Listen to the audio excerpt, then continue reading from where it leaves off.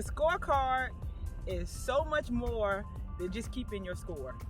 Hi, my name is Ashaunta Epps, and I'm a Class A LPGA member for Perfect Swing Golf in Charlotte, North Carolina.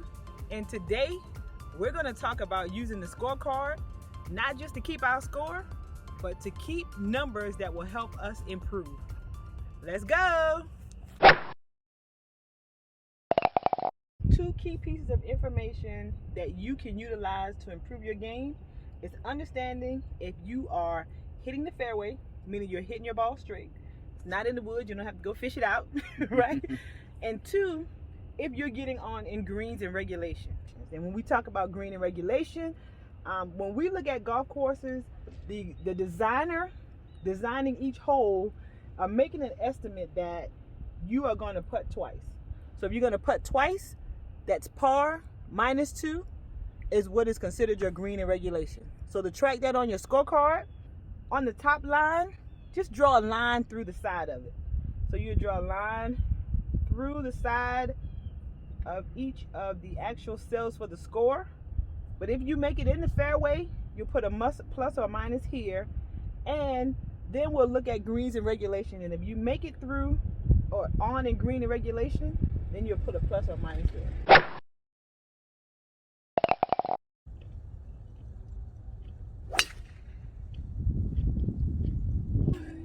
Get some of that.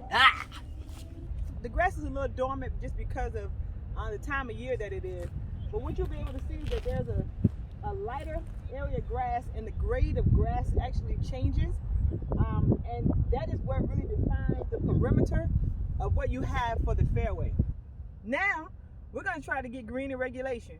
And what's green in regulation? Par minus 2, because they anticipate that you'll putt twice, all right? And we're on a par 4. Let me grab this wedge and see what we can do with this shot. All right.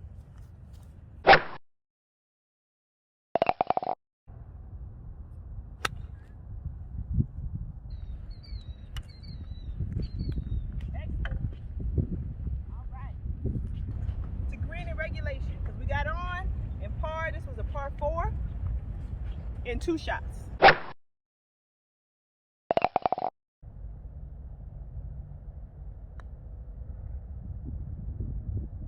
Oh!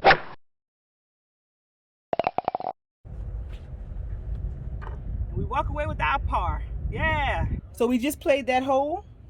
What we have, our ball landed in the fairway. So we'll put a plus here. Landed on the green, nice. So we'll put a plus here.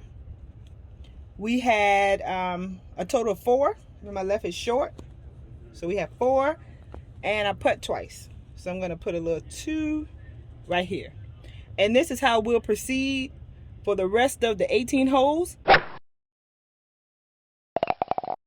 Let's look at other scenarios.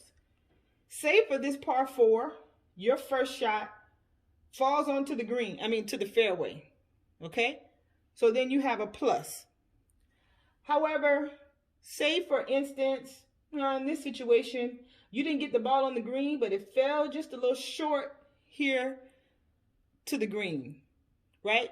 Well, you didn't make it on the green in regulation, because if it's a par 4, it would be 4 minus 2. So you have to give yourself a minus, okay?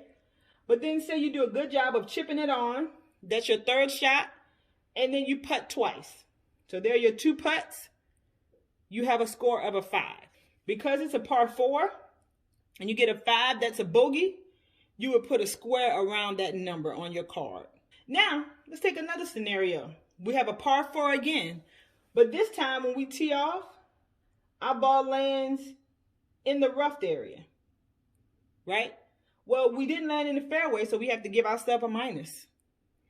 But what if you had a good lie in the rough and you still managed to get your ball onto the green in green and regulation? Because that's your second shot, right?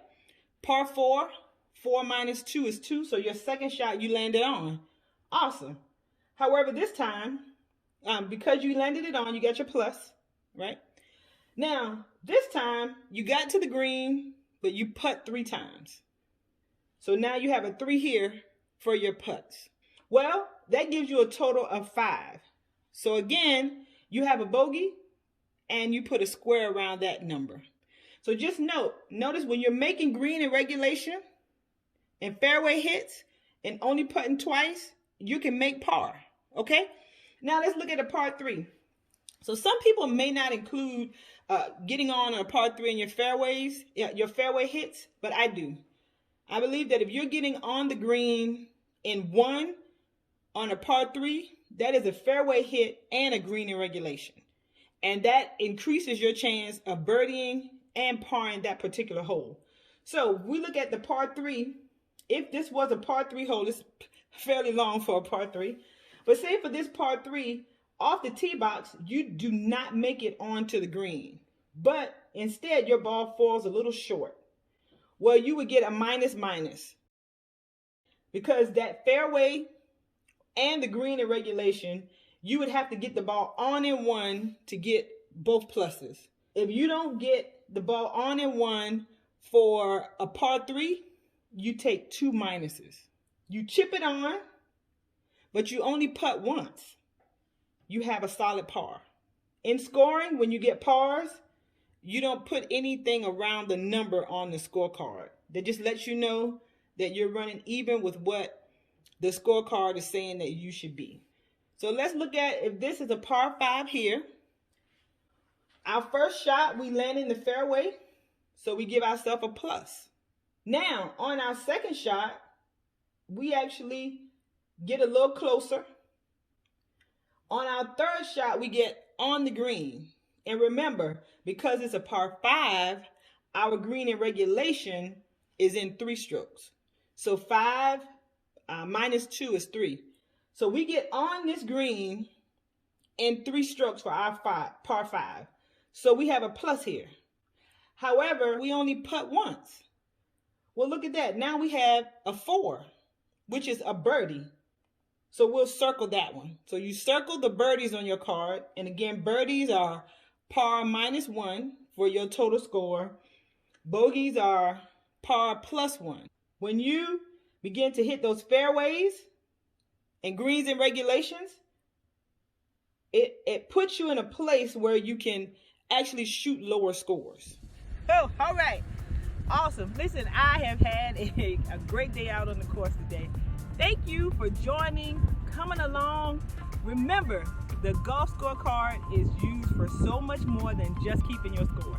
You can track those greens and regulations, and fairway hits, your putts, and all of those things will allow you to put together a game plan to make your golf game stronger, right? Awesome. If you want to know more about A Perfect Swing, you can visit us on our website at aperfectswing.net. We look forward to talking to you the next time. Take care. I'm out.